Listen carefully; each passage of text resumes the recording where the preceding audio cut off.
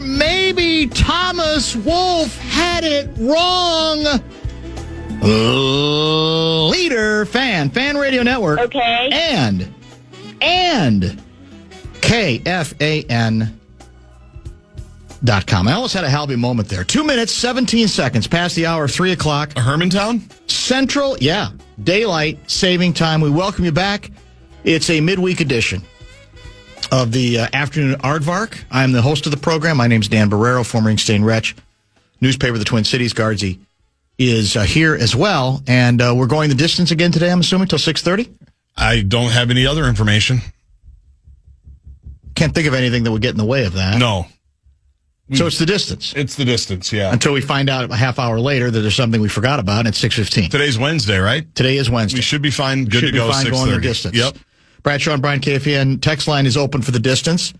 646-86. Are you familiar with a writer, highly acclaimed writer named Thomas Wolfe? I'm sure I've read things that he's written, but not off the top of my head. Do you think you ever had to write a paper on any of his books?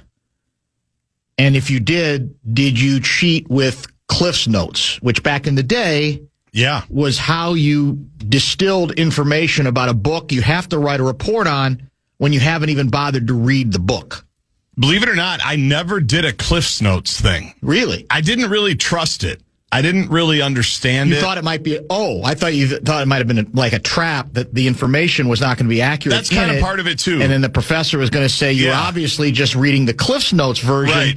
And Cliff's Notes are inaccurate. I think they're pretty accurate, or they were. I sure as hell used them occasionally. Did you really? Yeah. Yeah. I did. I never really. Now, part of that, too, is I rarely finished the actual paper. Yeah. So, I mean, I can't, that could flex. be part of the problem. Certainly at the college level. High school, though, I remember those floating around a little bit. Yeah. I don't even know if they exist anymore. I mean, now it's so much more sophisticated. Yeah. When it comes to stealing material. You can get it online now pretty quickly. Getting anything online that you want via AI and other sources as well.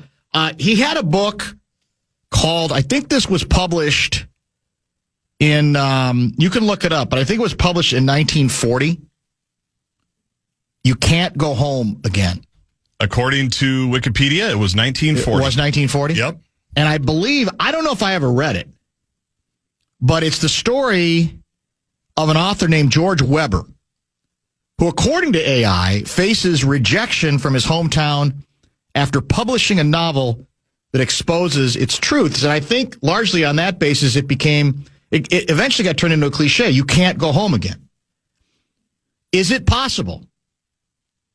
Is it even probable that Thomas Wolfe was wrong? Or perhaps there was an occasion or two when you could go home again. For example, I am assuming and guessing that the alliterative Bobby Brink would say to the late, great Thomas Wolfe, I'm pretty sure he's dead, "Sir, with all due respect, I think I disagree with you. I think you can go home again." And I did last night, same arena, right, where he won a state title back in, I think, 8 years ago, 2018. As a member of the Minnetonka Skippers, they did not blow a 3-goal lead in the title game that year. Did he talk to the media after? It's a very good question. Yeah. Very good question. We should check. Who would have been coaching then? Goldie. Goldie, is that it? Yeah. Is that early Goldie? I think so. When did Goldie start? I don't know for sure. In any case, he's back there last night. At last count, there were 275 members of the Bobby Brink family, including extended family and friends, in attendance yesterday. And what did they see? They saw him score.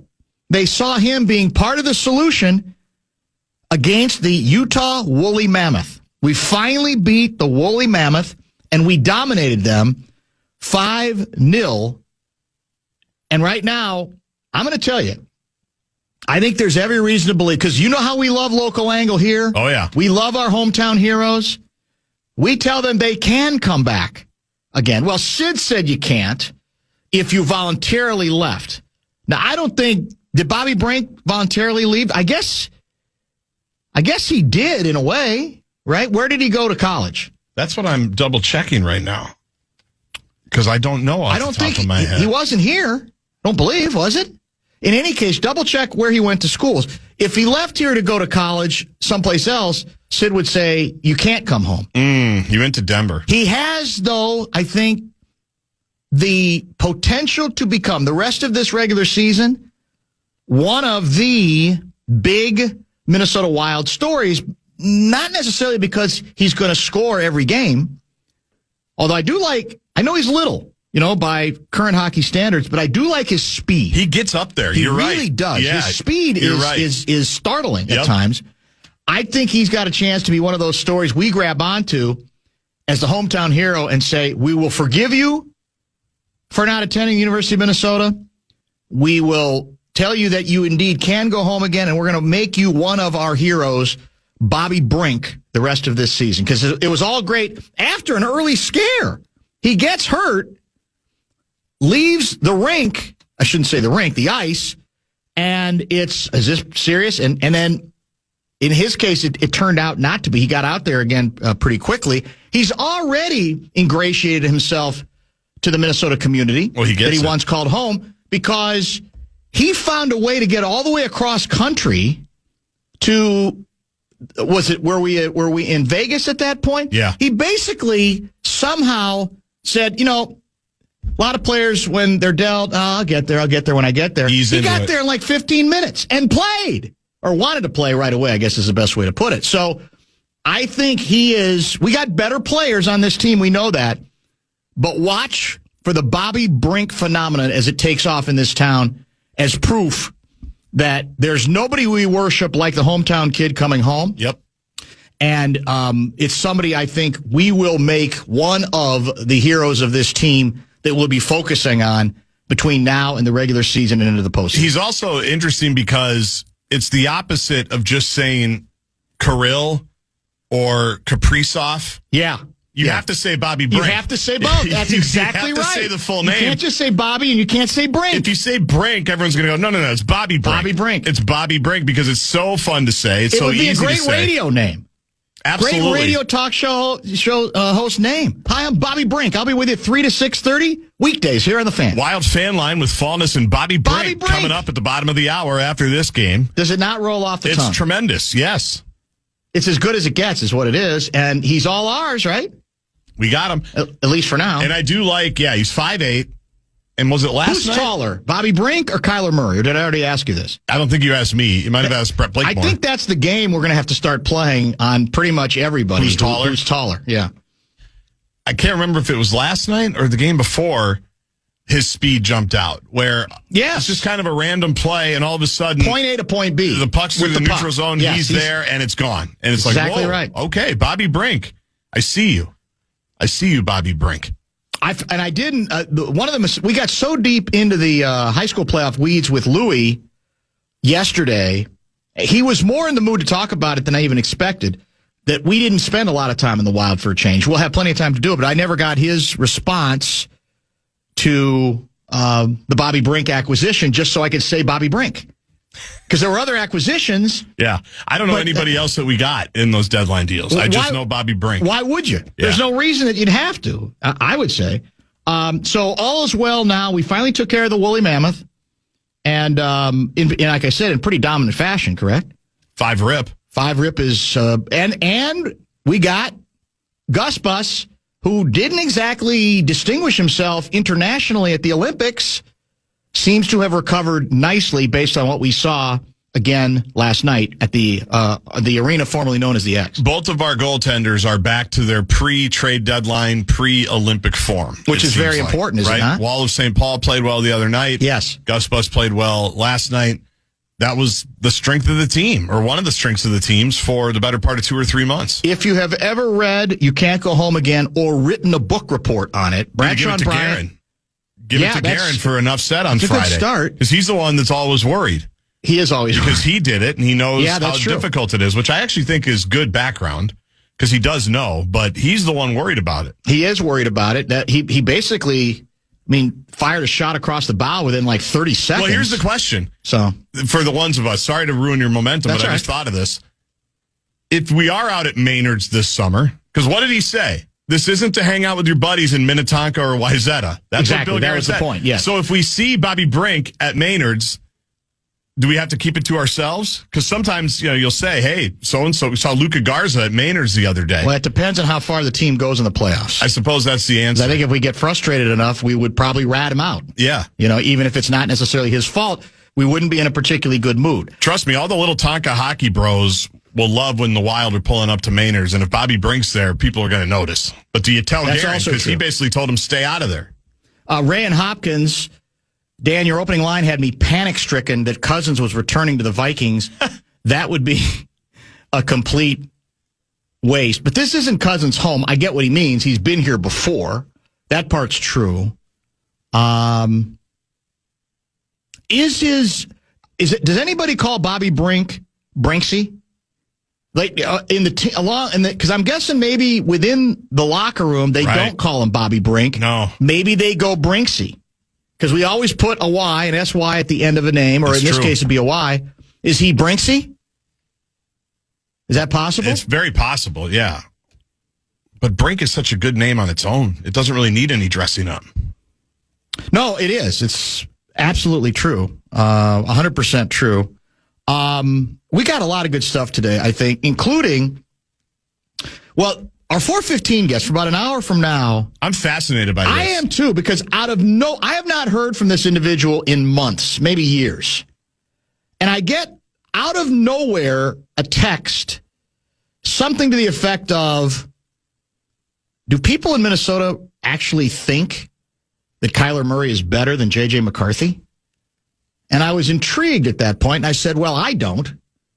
And he said, well, he isn't. And I said, well, what's going on here?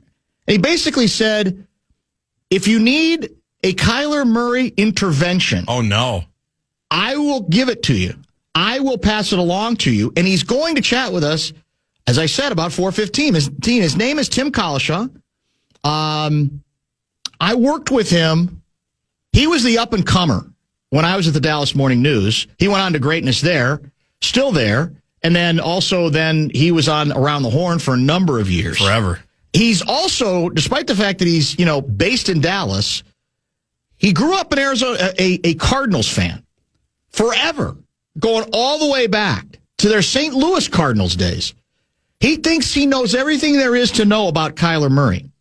And he's going to tell us his view. And that's not the last word, but I'm very curious to get his view on that story. We still don't have any confirmation that he's ours yet, correct? Well, let me read you this from Shefty. All right. Within the last 15 minutes, the Cardinals have officially released Kyler Murray. With Murray now free, the Minnesota Vikings are considered the overwhelming favorite to sign him. In the words of one source, quote, I'd be shocked if he's not a Viking. Oh, interesting. Well, to that end, I don't know, then it might be, 4:15 might be too late. Right. We might need Collishaw on right now. I'm not sure, but I'm very curious to hear what he has to say. Everybody will say their piece. In other words, if he had texted to say, you guys don't realize what a great opportunity Kyler Murray represents, I still would have had him on. I want to hear what he has to say. That's it at 4:15. Alec Lewis with the very latest on Vikings free agency and that steam at the bottom of this hour at 3:30. And Comrade Kessler, Pat Kessler, will join in studio at 5:30 as well. Bradshaw and Bryan KFAN text line is open at 64686. Keep the text.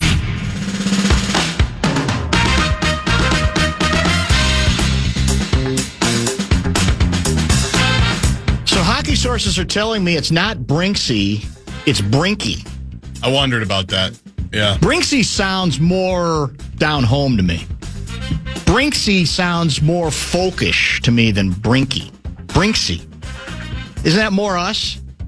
It's more us, but hockey... Because you're eliminating the S from his name. No, you're adding... You're adding the S, that's true. We're adding it, but if we call him Brinksy... Yeah, that's true. So technically, theirs Brinky... is more authentic. It'd be more authentic. I think Brinksy sounds better, though. Yeah, Brinky sounds like something that my kid would carry around when he was 2. Yeah, you got right. your Brinky? Yeah, that's very true. Get your Brinky. You're not wrong about that. Via the pre-game, pre-show, pre-afternoon Aardvark tweet, I among the items I said I committed to discussing today was Timberwolves. You can't live with them. You can't live without them. And I want to give you an example of the maddening nature of the contrast. What their performances elicit out of ordinarily very even-handed, deliberate reporters such as Johnny Athletic. Okay? Here's your top Wolves headline at The Athletic after last night in Los Angeles. Johnny there, filing a live report. Yep. If the Timberwolves truly have title hopes, they need to start playing like it. 5 days ago, this was the headline. 5 days, not even a week ago, Johnny Athletic's piece. The Timberwolves are making their charge right on schedule. Believe. I'm not here to mock Johnny for it. I'm really not. I think it underscores what they can do to ordinarily mild-mannered, even-handed individuals who don't tend to believe in hot takes and who want to consider themselves as being more measured. But that's sort of that's probably the Wolves' greatest strength right now, is they inspire people to lose their minds with two completely different conclusions less than a week apart. They move people. It's remarkable. And as you know, they have now basically, since Johnny's last piece about making their charge right on schedule, they got killed at home by Orlando, and then they were non-competitive, at least in the second half, against the Los Angeles Lakers. Anthony Edwards had one of the worst scoring games of his career. And it sounds as if a team that's not known for very good defense, the Lakers, had a good gimmicky defensive plan, which was to almost force isolation on Anthony and Randall, and neither of them handled it very well. Offensively, we were pretty much a disaster through especially through the second half of that game. That's what ends up. That's why you drive yourself crazy, not knowing how harshly you should criticize them after a performance like that, because you've got these wild contrasts. I think, part of it is, too, we're getting now to the last stretch of the season. We're inside 20 games now remaining. And as we talked about yesterday, you're in a stretch where you're playing lots of teams with good to very good records, right? Lakers' record's good. They're the 4 seed right now. No one takes them seriously as a postseason threat because they don't guard. But again, their regular season is not much worse than ours, or not that, we're not that much better than theirs. We have the exact same record. And now it's the same record. 40 and 25. And you got the Clippers tonight, right? And the Clippers are basically a little above 500, but dangerous at home, et cetera, et cetera. So that's, it made me smile. It's like, well, I could have sworn I just saw a thing from Johnny about right on schedule. Here we go. And again, that was written 5 days ago. I don't have the answers. By the way, your guy Io listed as questionable tonight. He's got a finger injury, I believe. He's listed as questionable. Is Kawhi on load management right now? He's playing great. He's been playing, yeah. And he's been playing great when he plays. So I don't know if he's supposed to be available tonight or not. I don't even know if they played yesterday. I do know that the Miami Heat played yesterday. They took on the Washington Wizards. And a fairly good but undistinguished scorer named, how do you say his last name? Adebayo? Adebayo. Bam Adebayo. Let's go with Bam Adebayo. Scored 83 points. I'm not making it up. 83. And some people are loving it. Some people are losing their minds over how he did it. We're going to get to all that before we're done because we have plenty of time, and we don't have that many guests where that part of it's going to be a problem. Did you happen to see the Udoka cheap shot? No. From the Houston Rockets. I guess he was asked for a reaction. Here's what he said. First thing you think is how, not because of him, but because of the way he plays. I saw he only made 6 threes, but 40 free throws or something like that. That tells the story right there. And the Washington Wizards. Just beautifully played, That's just vicious. dropped into the end of the quote. And he's not wrong. No, he's right. He's 100% right. 7 of 22 from 3, 36 of 43 from the line. 36 of 43 from the free throw line. And one thing that's going to drive me crazy, anybody who texts this program and says that out of respect for Kobe Bryant, he should have remained under the Kobe 81-point mark, does not understand the Mamba mentality in any way, shape, or form. Yep. That's the most sacrilegious thing of all that I've heard, and we're hearing it a lot today. Ridiculous. Now, you could say it's ridiculous that a scorer who's nowhere near as accomplished, or a player who's nowhere near as accomplished, is, going to be, from a record standpoint, stated in the same breath as, or the same sentence as Wilt Chamberlain and Kobe Bryant. That's another issue. But come on, man. The last thing Kobe Bryant wants is charity. That just doesn't fit any of his mentality or the Mamba mentality at all. Let's pause here. We've got football to discuss. Who are the Vikings on the clock for? Is it Kyler Murray, now officially released? Is it Kirk Cousins? Who's the Bengals quarterback? Joe Burrow. Who allegedly is bitter that the Bengals did not hold on to Hendrickson. Who are we on the clock for? And who are we more realistically going to go after? All of that and more with Alec Lewis from The Athletic. That's next.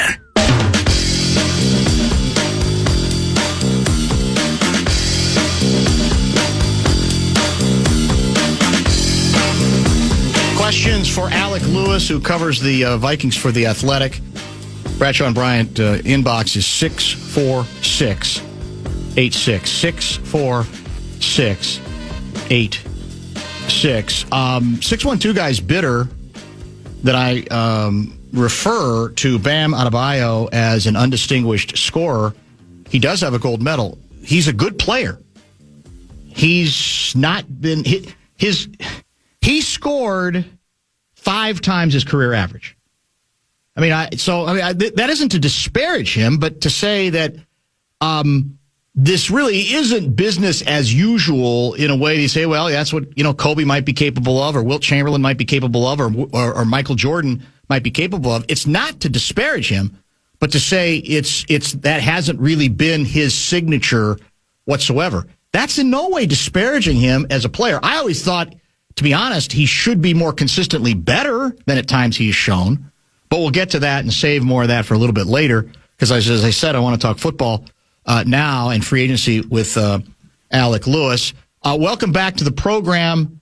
Let's get to some other stuff besides quarterback to update those who may not have been paying attention today. So when we said, what was your favorite Aaron Jones moment as a Minnesota Viking, that now turns out to be premature. He is returning to the team. Is that correct? That's absolutely right. And thanks for having me, Dan. I appreciate it. But yeah, so I came out of Indianapolis a couple weeks ago, kind of thinking that it was possible that Aaron Jones would be back, but that there would also, exploring a pay cut with him was going to be a little dicey, given his agent is Drew Rosenhaus. So from what I've gathered, kind of what happened is, the Vikings were intrigued by Travis Etienne, who was an elite running back who eventually signed to a pretty high-level deal with the New Orleans Saints. And then the Vikings viewed a bunch of the options behind Travis Etienne in free agency similar to Aaron Jones. So essentially Minnesota waited it out, and they got Aaron Jones at the cost that they were willing to get him at. And so it kind of speaks to the lack of, I would say, teams chopping at the bit elsewhere. So, yeah, it's going to be, for the short term, Aaron Jones and Jordan Mason. But I said when I kind of put it out on social media that I still would not be surprised if the Vikings shoot a shot in the draft. Whether that's high or low, we'll find out together. Let's also discuss quickly, I don't know that we need a lot of time on it, but the procedural nature of what has been announced regarding Harrison Smith. Yeah, Harrison Smith from everything that I've gathered, is still kind of up in the air on whether to play a 15th season. And I think some of it for him was the personal health matter that he dealt with early in last season. He felt like towards the back half of the season, he really felt like himself. And then the fact that Brian Flores is back definitely is a feather in the cap of being willing to play another season. I'll also say that the Vikings haven't done anything at safety. And so the idea of having a guy they can trust back there would intrigue the team. So this just allows the team to kind of operate over the next month, if not more, under the impression of we'll just give Harrison time. Cap-wise, everything's okay. And I think they feel like he's earned that at this point. Javon Hargrave now officially released. Is that correct?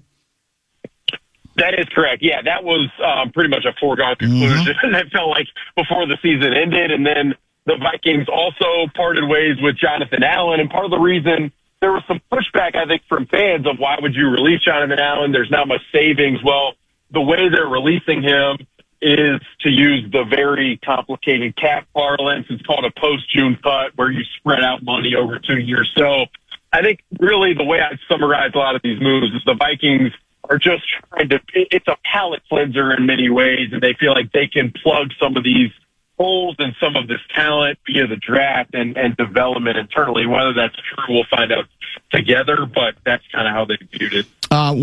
What's the latest we're getting regarding what's going to be realistic on a Grenard trade? Are we talking about a second-round draft pick? Could they possibly hold out for a first? What are we thinking? Yeah, I mean, look, the Max Crosby situation last night really did have ramifications on the market as a whole. I mean, you had a lot of people within the league saying that Philly was eyeing Trey Hendrickson for a while. Washington Commanders were kind of in on it. Teams like the Indianapolis Colts and the Tampa Bay Bucks have also been in on the edge rusher market. And so the fact that Max Crosby goes back to the Raiders and the fact that the Baltimore Ravens eventually took Trey Hendrickson off the market allows kind of the musical chairs, or I'd say it allows teams like Philly and like Indy and like Tampa to be stuck without a seat to sit in the edge rusher market. So Jonathan Grenard now becomes within that market definitely the most premium option and opportunity, and that comes at a cost.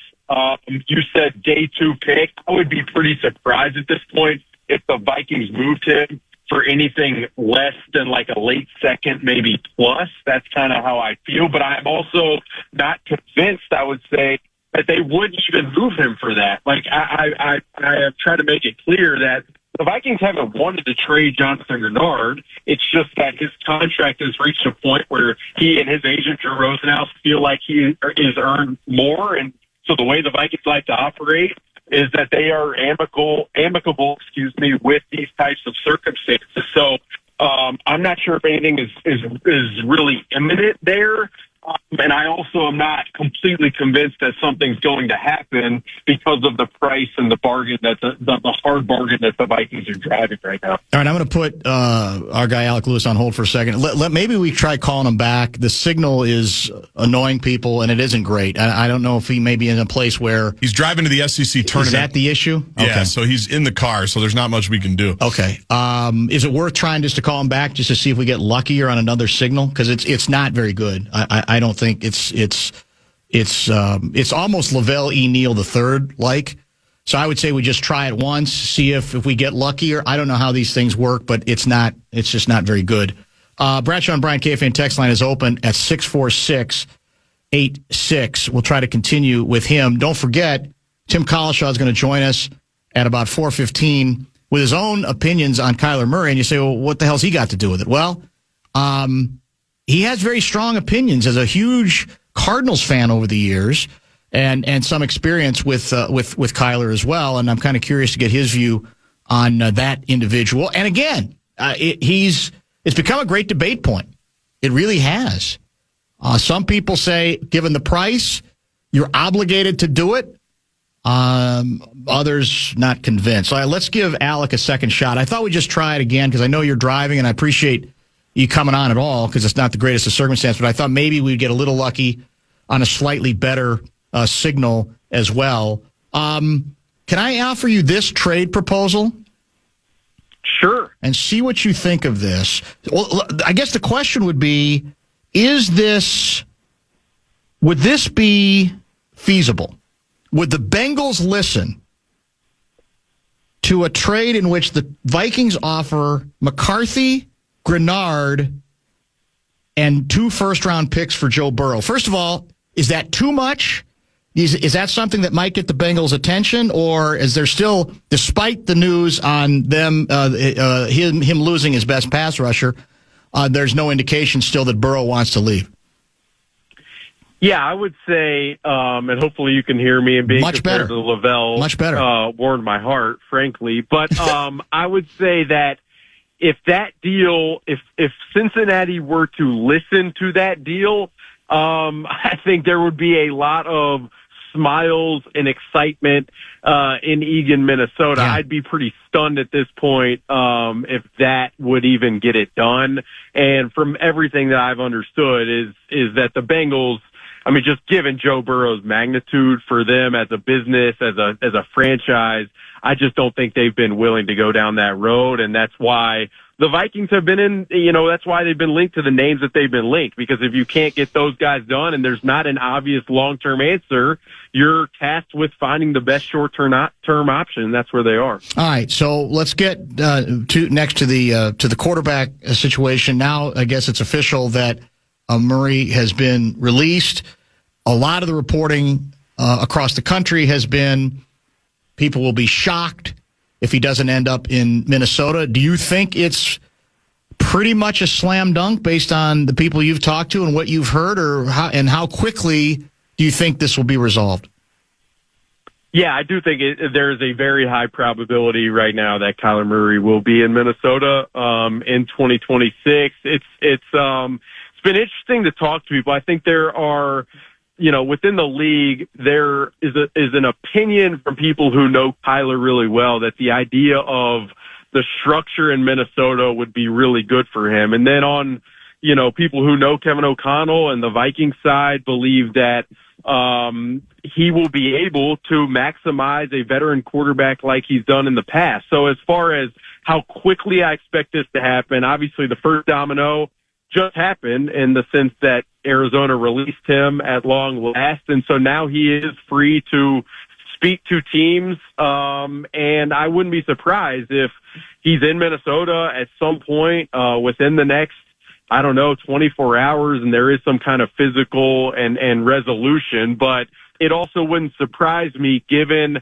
the idea that if he plays one season on a minimum, that he would become a free agent next offseason, that meeting with teams and establishing conversation will only benefit him monetarily moving forward. So if there is a holdup, that would be why, in my opinion. I want to read you a tweet from a competitive network, ESPN, Josh Weinfuss. With Kyler Murray expected to be released by the Cardinals today, and he now has been, a source told him that Kevin O'Connell and Falcons coach Kevin Stefanski each did extensive research into Murray on their own. Now, if that report is accurate, does that mean that Stefanski ultimately decided we don't even want to really try to be in the ballpark for him, even if we have a chance, given, I think, at least for the moment, I believe they've gone another direction? What do you make of that? No, yeah, I've seen some people, insinuate that. I think so much of it is obviously it's going to come down to what Kyler wanted as well, and where Kyler felt like the best fit would be. And while Atlanta does have a lot to offer in terms of talent and both offensively and defensively, and while Kevin Stefanski, is respected, no, I don't think if you polled executives, coaches, scouts within the league and asked them their opinion about Kyler versus Tua, I would be pretty shocked if you didn't get a resounding Kyler from everyone who, if they were in the position that these teams are in. I don't know if I've asked you this. I've asked everybody else this. And if it's a repeat, that's okay, because we get in and out of this stuff pretty quickly. But are you in the group that assumes that indeed, if you are going to sign Kyler, you're signing him, telling him you're the starter for 2026.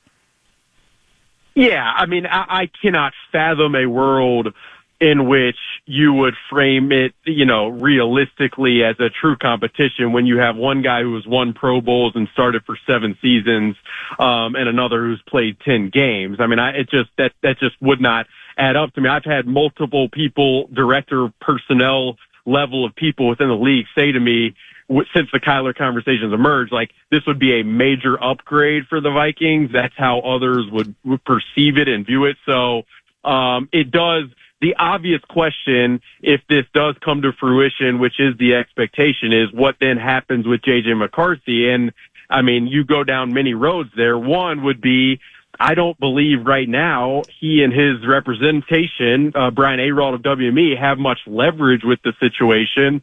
The Vikings obviously would also have to weigh just that dynamics from a personality fit within the quarterback room, the future from that standpoint. But if you are signing Kyler Murray, a guy who has accomplished what he's accomplished, to sell it as a quarterback competition, I mean, it's a really lofty attempt at trying to do that, in my opinion. Let me ask you a collaboration question, okay? Because you had mentioned, I think you've written this, that if we look back on last offseason, within the building, there were some individuals who thought the Vikings should do more than kick the tires on Aaron Rodgers. Now, ultimately, they obviously went another way. I'm wondering if similarly, you get any sense that within the organization, there is some sentiment for, let's ride it out with JJ, man. It looked bad at times, but we saw something. He did get a little bit better. Let's ride this thing out and truly find out that we're not pulling the plug too early. Does any of that sentiment you think exist in that building? That's a really good question. And I guess the short answer would be, I haven't gotten a lot of that, frankly. I mean, I wouldn't be telling the truth to go out there on a limb and say that I have heard a lot of that. I do think there is a level of, belief and faith that over the course of time, perhaps there is a massive developmental step, and that JJ would eventually be this would be a catalyst to major development on and off the field. But I get the sense from talking to people internally that is a hurdle to climb, and believing that hurdle can be climbed in short order would just be, I think it's just too lofty. Like, there is if anything, I think there is a sense of comfort from people in conversations that I've had that the Vikings will be bringing in a guy who has accomplished what Kyler Murray has, and could potentially, even though there are elements to his game and his personality that are worth talking about, that he can eventually and potentially stabilize the situation at a level that it hasn't been stabilized since Sam Darnold was here. Switch briefly, at least, to wide receiver. With the Naylor news, him leaving, does that almost force the Vikings' hand on spending and being committed to Addison, despite some of the concerns that I assume still exist regarding his maturity? Where are we on that? Yeah, I think with Jordan Addison, I mean, this year, this time period, the Vikings by May will have to decide on his fifth-year option. But I view it, and from my understanding, the Vikings are going to view it to where it's just kind of an evaluation time for Jordan Addison. Like, can he put together the offseason that he put together on the field last season? That's a question that they want to answer. And then, can he stay on the straight and narrow and from an off the field standpoint? And if he checks boxes, you can potentially put yourself in a position to make money. But I don't think the Vikings are going to lock themselves in on Jordan Addison just because Jalen Naylor is going home to Las Vegas. I'd say with Ty Felton, the third-round pick from last year, there is some tepid optimism there with the explosiveness that he may present. I also wouldn't be surprised if the Vikings add another receiver that's maybe a different body type. But this time period, the Vikings aren't necessarily in a position where they have to declare on Jordan Addison. So I just think they're going to view it as a short-term evaluation and gather as many facts in terms of who he is before making that final decision. Are we going to get our center via free agency or the draft? The draft would be my my lean there. I would say I do know there was some interest level in kind of a lower level center named Luke Fortner who had played in New Orleans. He signed last night or agreed to terms with the Carolina Panthers. And so just the center market as a whole, I mean, Tyler Linderbaum at the top signed for an exorbitant amount of money. And then after that, I don't felt like the Vikings were bought in on Cade Mays, who agreed to terms with the Lions, on Elton Jenkins, who agreed to terms with the Browns, and there are a bunch of centers in the draft who the Vikings like. It's a pretty respected center class, so that being the route that they go would be my expectation. Then there is a little bit of faith in Blake Randall and further development. And I think ultimately the reason they didn't sign a guy like Luke Fortner is just believing there wasn't a clear line of demarcation in his talent versus a Blake Randall. 701 guy writes, will you ask Alec what other names we should keep an eye on via free agents or trade? Anybody intrigue you, or you think that still might intrigue the Vikings, even if it might not be all that splashy? Where are we at this point?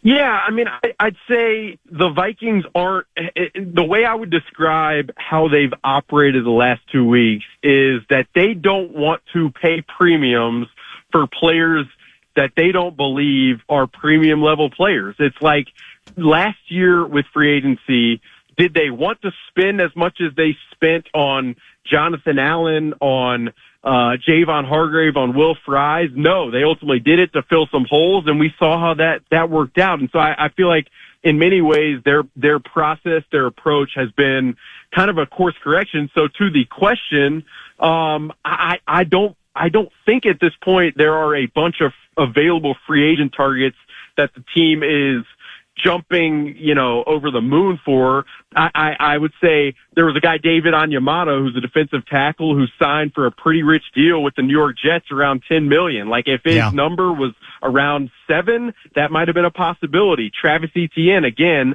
I do think they really liked him at running back, but they weren't going to go to $14, $15 million a year. So that's part of the reason why there hasn't been a flurry, I think, like there's been in previous years here. Lance and Chaska, can Alec confirm that Kyler Murray is demanding to not only have a chance to compete for quarterback, but also to be captain of the Wilfs Call of Duty e-gaming team? That's exceptional. It's I told somebody this in the industry last night. Like I am, and you guys know this. Like I love when there is a narrative about a player, and there are a ton of narratives about Kyler Murray. Like one of my favorite things is to talk to people within the league who are close to the situation, who are either debunk those narratives or validate them. And so if Kyler Murray does become the Vikings quarterback for 2026, it's going to be a fascinating reporting foray for me, and I can't wait to do that. But I can't. I'm not sure how invested the Wilfs are in Call of Duty, but I can get on that after this week for sure. Being the intrepid reporter you are, I'm sure you'll get there eventually. So you're on your way to some basketball tournament stuff, is that correct? Yes. So every year since I've been in 4th grade, my father takes me to the SEC basketball tournament. I'm from Birmingham, Alabama, so it's kind of our yearly tradition time that I get to spend with him. And unfortunately, last year it was spent on the phone talking about Aaron Rodgers. Hopefully this year it's not spent on the phone talking about Kyler Murray. But we love it. I love hoops, so it's always a blast. That's outstanding. And where is it this year? It's in Nashville. It's in Nashville. Oh, nice. So I fly home, spend some time with the family, and then I get to go to Nashville for an all-expense-paid 5-day trip on Broadway. I mean, I don't know how you can turn that down. And you get away a little bit. But I assume still keeping one eye on what's going on here. You have to. There's no rest for the weary when it comes to the National Football League. It's crazy. The way they have structured this league and the media environment within this league at this point is, I mean, you almost you tip your cap, but it's also, it just cannot be healthy. But yeah, I told somebody the other day, like, you're either in the conversation and you feel like you know what's going on, or you're just remove yourself entirely. And they're both appealing, some at other times than others, but at this time of year, you kind of got to be in it. So I will be on my phone, seated next to my dad, watching Vanderbilt run up and down the court against Tennessee, hopefully. There you go. Thanks for helping us out today under these circumstances. Appreciate you, man. We'll be in touch. Anytime, Dan. Thank you, Thanks, guys. Alec. Alec Lewis covers the Vikings and the National Football League for The Athletic. A nice primer from him. We've got some texts to, I think, maybe process and offer some reaction to. We've got, as I said, it sounds to me, and based on also what he's written, that Alec Lewis is already convinced that based on the reporting he's done, Kyler Murray would be considered a significant upgrade. I don't think our 415 guest is all as convinced, so we're here to offer all viewpoints, get all viewpoints out, because it seems inevitable that the Kyler Murray era of Minnesota Vikings football, you can't make it up. I can't even imagine I ever was going to say that, is about to begin. So we'll get to that later. Kessler is scheduled to join, according to the uglydeck.com guest lineup, in studio at 5:30.